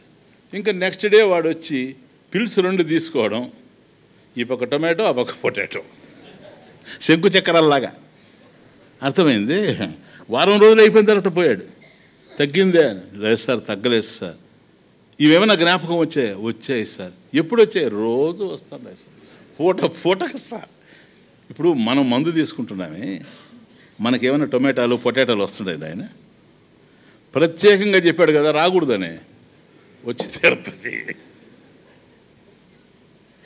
నువ్వు షుగర్, నువ్వు డయాబెటీస్ కనుక నువ్వు స్వీట్స్ తినద్దని చెప్పాడు అనుకోండి, ఎవడు స్వీట్స్ గురించి మాట్లాడినా తినాలనిపిస్తుంది మొదట. తెలుసా, మామూలు వాడికి అనిపిస్తుంది, డయాబెటీస్ ఉండేవాడికే అనిపిస్తుంది. ఇది ఇవన్నీ పవర్ ఆఫ్ సజెషన్స్ అని మెడిసిన్లో అదొక పెద్ద సబ్జెక్ట్. అది అంటే డాక్టర్స్ చెప్పేటప్పుడే ఎలా చెప్పాలి అర్థం కాదు. అపథ్య సేవిన, అయ్యా ఇది పథ్యము, నువ్వు అపథ్యం తీసుకోవద్దు అని చెబితే వాడికి తెలుసు కదా. అపథ్యం కనుక చేస్తే మనకు దీనివల్ల స్వానర్థం, స్వ అనర్థం అని తెలిసి కూడాను చేస్తాడు. ఇది ఎంత విపరీతమైన మనస్తత్వం. ఇదే మనోళ్ళు అనేది. వినాశకాలే అది ఇచ్చా ప్రారంభం. అర్థమవుతుంది, అది ఇచ్చా ప్రారంభం సార్. ఇక మీదట ఎవడైనా అన్నాడు అనుకోండి ఎక్కడైనా, వినాశకాలే విపరీత బుద్ధి, మీరులా ఇచ్చా ప్రారంభమా, అనిచ్చా ప్రారంభమా, పరిచ్చా ప్రారంభమా, ఓ ఇది ఇచ్చా ప్రారంభం. ఇట్లా శాస్త్రాన్ని మననం చేసుకుంటూ పోవాలి. అది ఒకటి. రెండవది చోరాహ, దొంగలు. వాడికి తెలుసు కదా, దొంగతనం చేస్తే వాడు శిక్షార్హుడని వాడికి తెలుసు కదా, అయినా చేస్తాడా లేదా, అది ఇచ్చా ప్రారంభం. ఇది కనుక రాజకీయవేత్తలకు చెప్తే నేను చేయాలని కాదయ్యా. ప్రారబ్ధ ప్రాబల్యాత్. నేను ఆ స్కామ్ ఈ స్కామ్ చేయాలనుకునేవాడిని కాదు. ఏం చేస్తాం? ఇచ్చా ప్రారబ్ధం. వాళ్ళకి ఎవరు చెప్పబాకండి మీరు, వాళ్ళకి అర్థమైంది. ఇప్పటికే కష్టంగా ఉంది కనుక చోరాహ రాజధార రథ అంటే ఆ అంతఃపురంలో ఉండేటువంటి స్త్రీలు వాళ్ళ యందు భోగాసక్తి. కాబట్టి అంతఃపుర స్త్రీని వాంఛించేటువంటి వాడికి ఎంత భయంకరమైనటువంటి శిక్షని రాజు విధిస్తాడో వాడికి తెలిసి కూడాను జానంతః ఏవ. ఈ ముగ్గురు చూడండి ఎట్లా ఉండారో. మనం గనక చోరత్వం చేస్తే, దొంగతనం చేస్తే శిక్షింపబడతామని వాడికి తెలుసు. లేదు రాజ్యములో రాజుగారి నగరిలో ఉండేటువంటి వాళ్ళని అంతఃపుర స్త్రీలను కనుక వాంఛించినట్లయితే మరణశిక్షే ఉంటుంది అనేది వాడికి తెలుసు. పథ్యాన్ని కనుక తప్పినట్లయితే రోగం ముదిరిపోతుంది అని రోగికి తెలుసు. జానంతః ఏవ. ఇవన్నీ తెలిసినప్పటికి కూడాను ఏమని? స్వ అనర్థం. అది స్వనర్థం, స్వ అనర్థం.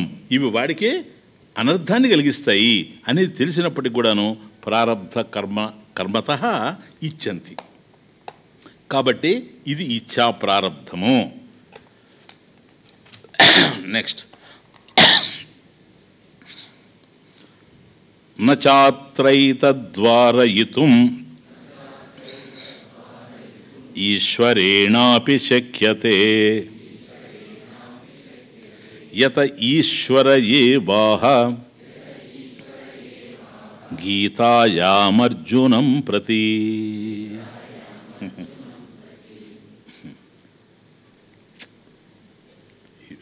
బ్యూటిఫుల్. న చ అత్ర. అత్ర ప్లీజ్ అంటే ప్రారబ్ధ విషయేషు, ఇచ్చా ప్రారబ్ధ విషయేషు, ఏదైనా కానీ ప్రారబ్ధ విషయేషు అత్ర ఏతత్ ఈ విధంగా. ఏది? జ్ఞానికి కూడా ప్రారబ్ధ ప్రాబల్యాత్. ఏతత్ ఈశ్వరేణ అపి భగవంతుడు కూడా, ఈశ్వరేణ అపి భగవంతుని చేత కూడా వారయితుం దీన్ని ప్రారబ్ధాన్ని నివారించుటకు శక్యతే. న ఫస్ట్లో ఉండదు. న శక్యతే సాధ్యపడదు. అది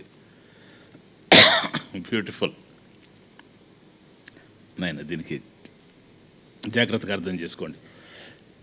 అత్ర ఈ ప్రారబ్ధ విషయంలో అనుభవించక తప్పదు. ప్రారబ్ధమని కదా మనం. దీన్ని నివారించడం అనేది భగవంతుడికి కూడా సాధ్యం కాదు. యతః థర్డ్ లైన్. యతః ఎలాగంటే ఈశ్వర ఏవ ఆహా. ఈ విషయాన్ని భగవంతుడే చెప్పాడు సార్. ఈశ్వర ఏవ ఆహా. ఆహా అంటే చెప్పాడు. భగవాన్ వాచ ఈశ్వర ఏవ ఆహా. భగవంతుడే చెప్పాడు. ఎక్కడ చెప్పాడండి? గీతాయాం, భగవద్గీతలో చెప్పాడు. ఎవరికి చెప్పాడు? అర్జునం ప్రతి, అర్జునుడి కోసం చెప్పాడు. అది ఇంకేమీ లేదు. అంటే ఈ ప్రారబ్ధ విషయంలో భగవంతుడు కూడా మార్పు చేయలేడు అని భగవంతుడే భగవద్గీతలో చెప్పడం జరిగింది. Quotation, Gita quotation. సదృశం చేష్టతే స్వస్యాః ప్రకృతేర్జ్ఞానవానపి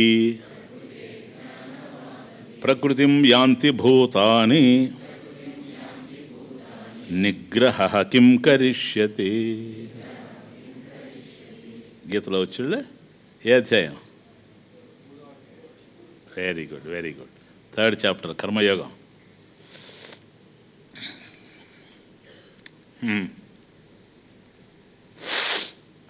జ్ఞానవాన్ అపి.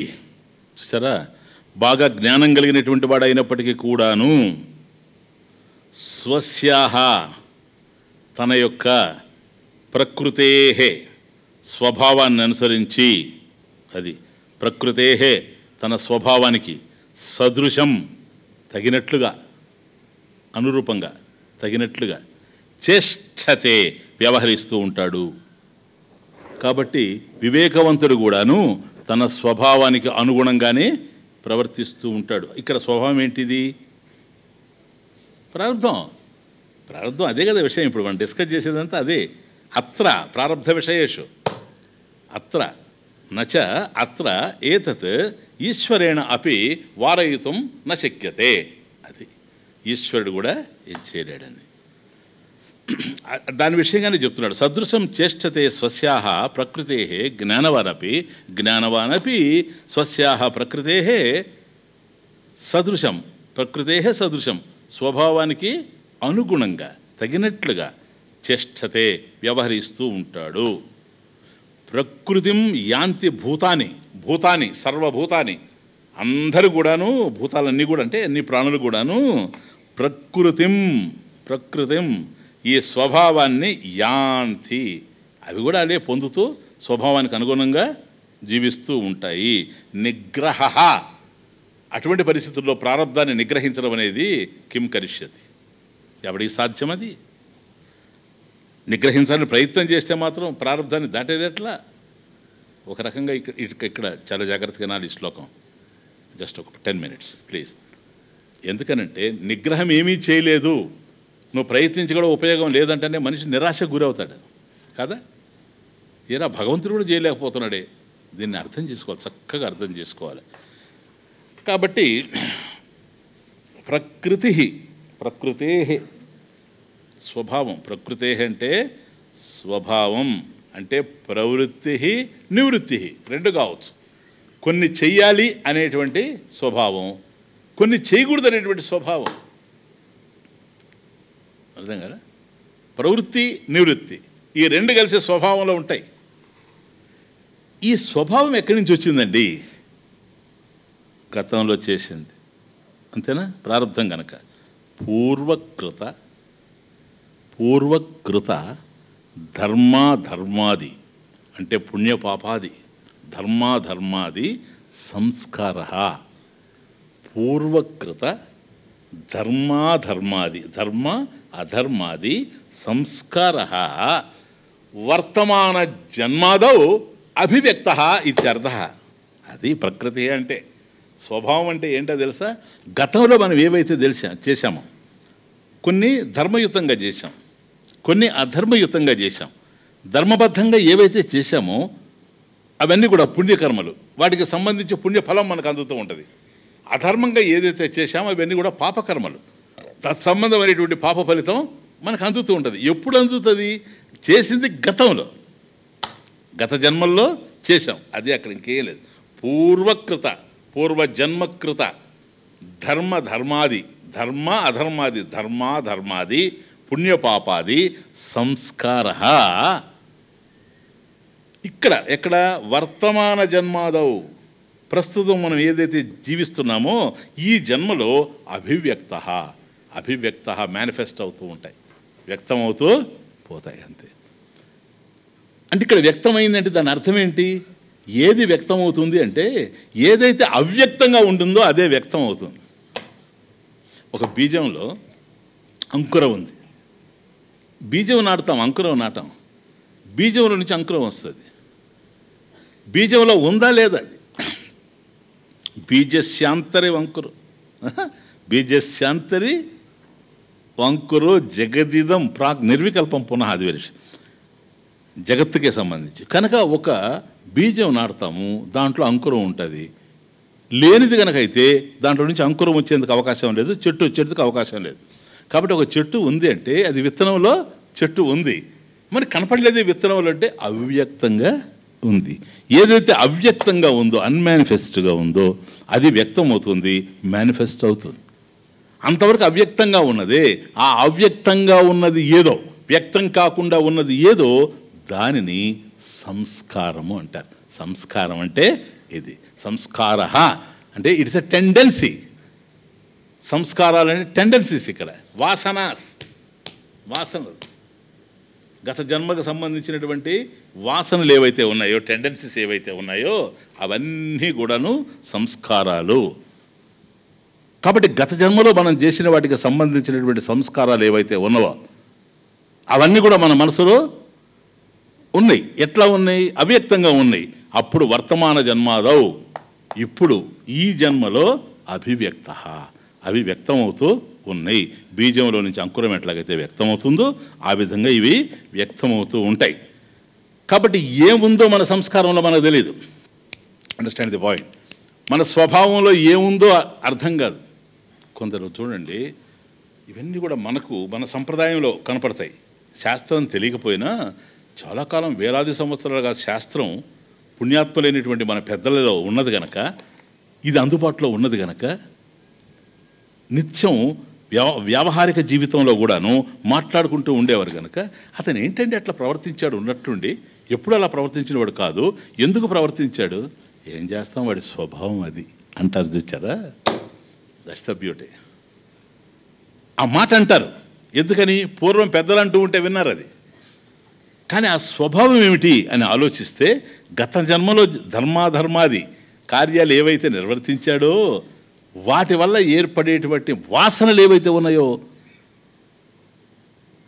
టెండెన్సీస్ ఏవైతే ఉన్నాయో అవన్నీ మన మనసులో అవ్యక్తంగా ఉన్నాయి, తెలియకుండా బయటపడతాయి. ఏవేమన్నావో తెలియదు. ఇప్పుడు వ్యాధులు కూడా అంతే కదా. సడన్గా ఒక వ్యాధి వస్తుంది, అనుకోలేదండి ఇట్లా వచ్చిందని. ఎందుకనండి, ఆయన కర్మ అండి. ఏం కర్మ అది? ప్రారబ్ధ కర్మ. ఆయన కర్మ అంటాడు చూసారా, ఏం కర్మ? ప్రారబ్ధ కర్మ. అందుకని అతను ఎందుకు అలా ప్రవర్తించాడు, ఎప్పుడు మాట్లాడినాడు కాదు, అంత దుడుసుగా ఎందుకు మాట్లాడాడు, అంత పరుషంగా ఎందుకు మాట్లాడాడు అర్థం కావడం లేదండి అని అన్నప్పుడు ఏం చేద్దామండి, అది అతని స్వభావం.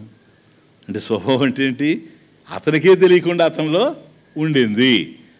లేనిది ఎప్పుడూ బయటపడదు, ఉండేదే బయటపడుతుంది. ఆ విధంగా ప్రవర్తించాడు అని అంటే అతని స్వభావం ఆ విధంగా ఉండింది. మరి స్వభావం అట్లా ఉండేటప్పుడు ఆ స్వభావాన్ని అనుభవించడం కోసమే కదా అభివ్యక్త. గతంలో చేసినటువంటి కర్మల యొక్క వాసనలు ఏవైతే మనలో ఉన్నవో వాటిని ఎక్కడ, ఈ ప్రస్తుత జన్మలో కదా, వర్తమాన జన్మాదో అభివ్యక్త. ఈ జన్మలో అవి అభివ్యక్తం కావాలి. అలా కావాలనుకో ఎక్కడ పుట్టాలి, జన్మరహస్యం. ఎక్కడ పుట్టాలి అంటే అవి అభివ్యక్తం కావడానికి అనుకూలమైన వాతావరణం ఉండేటువంటి చోటే పుట్టాలి. కొందరు అంటుంటారు, నేను ఎందుకు పుట్టాను ఇక్కడ నాకు అర్థం కావడం లేదు. నీకు అర్థం కాకపోయినా పుట్టవలసిన చోటే పుట్టావు సార్. అది ఎందుకని, నీ సంస్కారం ఆ విధంగా ఉంది.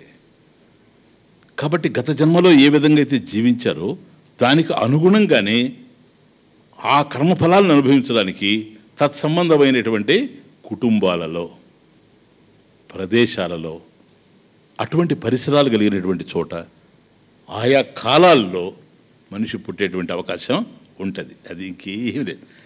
అందువల్ల తెలియకుండా అనేస్తాడు, తెలియకుండా చేసేస్తాడు, చేయకూడని పనులు చేస్తాడు. దాని వెనక ఈ సంస్కారమే ప్రధానంగా ఉంటుంది. అయిన తర్వాత రిపెంట్ అవుతాడు మళ్ళీ. తమాషా చూడండి, ప్రారంభం తను ఎట్లా రికన్సైల్ అవుతాడంటే తెలియకుండానే. ప్రతి మనిషి, శాస్త్రం అవసరం లేదు, నేను అట్లా చేయకుండా ఉంటే బాగుండేదండి, నేను అతను అలా అనకుండా ఉంటే బాగుండేది, నేను అలా కొప్పడకుండా ఉంటే బాగుండేది, నేను ఆ పని చేయకుండా ఉంటే బాగుండేది. చూసారా, చేసింది తానే కదా, ఇష్టపడి చేశాడు కదా. తనకి ఇష్టం లేని పని తానంటే చేస్తాడు. కానీ ఇష్టపడే చేసిన అది ప్రారంభంలో ఉండడం వల్ల చేశాడు. తనకు తెలియకుండానే వ్యక్తమైపోయింది, అభివ్యక్తమైంది. దీన్ని ఎవరు ఆపగలరు చెప్పండి? అది ఈశ్వరేణాపి. ఇక్కడ మీకు అనిపిస్తుంది ఆ మతంలో దేవుడు ఏదైనా ఆపేయగలడు, హిందూ మతంలో దేవుడు ఆపలేడు. బాగుండే, ఎందుకని వాళ్ళే చెప్తాడు కదా, ఈశ్వరేణాపి. వాడు పాపం చేశాడు, ఈశ్వరుడు కూడా ఆపలేడని చెప్తాడారు కదా వాళ్ళు. ఎవరు? అదిగో ఆ విద్యారణి, ఇంకంతకన్నా ఎవరు ఉన్నారు? శంకరా కూడా చెప్తాడు. వాళ్ళిద్దరు చెప్పాడు, who is after all Sundara Chaitanya, dust under their feet. ఆయన చెప్తాడు. ఇంక పోలా, సరిపోలా, మీరు రండి రండే, ఎక్కడ రమ్మంటావా, అదేరా, ఏం చేస్తావు నువ్వు, ఏం చేస్తావయ్యా? చక్కగా క్షమించి వదిలేస్తాడు. మంచిదే. మా నాన్న నన్ను క్షమించాడు, మా మాస్టర్ నన్ను క్షమించాడు, ఆయన కూడా క్షమిస్తాడు. ఆయన కూడాను మా అంకుల్ లాంటి వాడేమో కానీ దేవుడు అయ్యేందుకు అవకాశం లేనేలేదు. He cannot be god. He is no god at all. ఎందుకని స్వభావం యొక్క ఫలితం ఎట్లా వస్తుంది? నియతి కాదా? ఆర్డరా? నియతి రూపంలో ఉండేది ఎవరు? నియంతేనా? నియతి ధర్మమే కదా. భగవంతుడు ధర్మ రూపంలో ఉండి నిన్ను ధర్మాన్ని అతిక్రమించొద్దని చెప్పి తనే ధర్మాన్ని దాటుతాడా? నియతిని దాటేవాడు నియంత అవుతాడా? అండర్స్టాండ్? ఇంతకు మించి నేను పోవడం లేకపోతే చాలా పెద్ద సబ్జెక్టు. ఈ సందర్భానికి ఇది చాలు. కాబట్టి ఎప్పుడైతే నియతి ఉందో, సార్ నహి కచిత క్షణమపి జాతు తిష్టత్య కర్మకృత్, సేమ్ చాప్టర్. ఇప్పుడు ఏదైతే చెప్తున్నాడో సదృశం చేష్టతే స్వస్యాహ ప్రకృతే జ్ఞానవానప అంటున్నాడు, ఇదే అధ్యాయంలో ఏమిటి?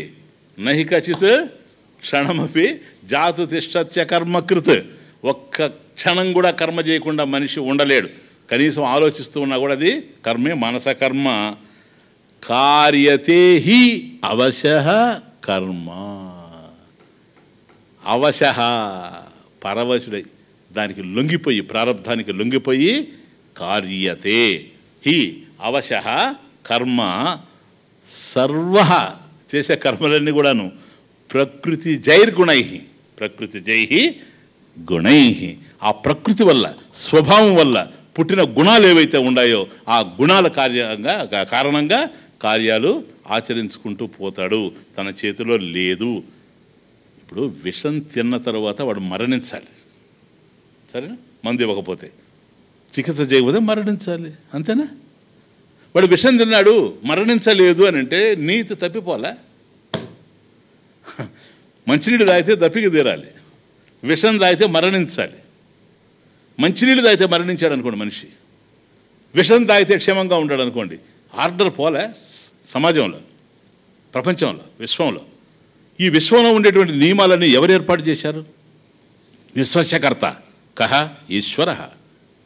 ధర్మరూపంలో నియతి, అదే బ్యూటీ. ఇప్పుడు మీకు అనిపిస్తుంది నిజమే, ఏదో చేసామో అయిపోయింది, అంత అయిపోయింది. మరి భగవంతుడు పోగొట్టలేకపోతే, మనం పోగొట్టుకోలేకపోతే దీంట్లో ఇరుక్కుపోయి ఏం చేయాలి? పోయే అవకాశం లేదు, సరేనా? దానికి ఏం చేయాలనేది శాస్త్రం చెప్పింది. ప్రారబ్ధవశాత్ నీకు రావలసిన దాన్ని తొలగించే వాళ్ళు ఎవ్వరు లేరు.